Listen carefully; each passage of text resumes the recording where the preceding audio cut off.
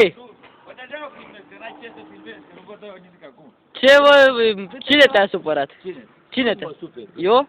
Pe supoale de pădure, pipau, pau, pau, pau, Hai că îți dau... gagica în lume, pipau, pau, pau, pau, cu copilul desfășat, pipau, pau, pau, pau, și lăsată de bărbat, pipau, pau, pau, pau, și strica în gura mare, pipau, pau, pau, pau, că și ea e fată mare, pipau, pau, pau, pau. Deci vrei filmări?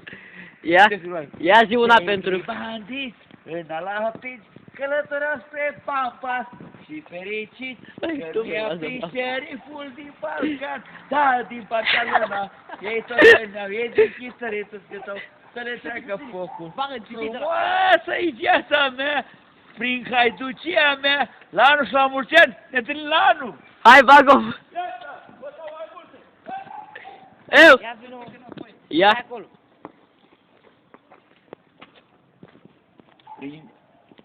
Mămița când m-a făcut la școală m-a dat, profesorul m-a întrebat dacă am întrebat, dar eu dacă nu știam lecția deloc, mă sui pe bancă sus și început să joc. Hei, auzea, totdeauna fac așa, că așa e moda mea. Când a fost la lupta mare, ca să luptăm cu turci și cu ungurii, capitanul strică tare, copii trage stoc, eu crezut că fora mare și început să joc. Hei, auzea, i-a fugit după mine, uite așa!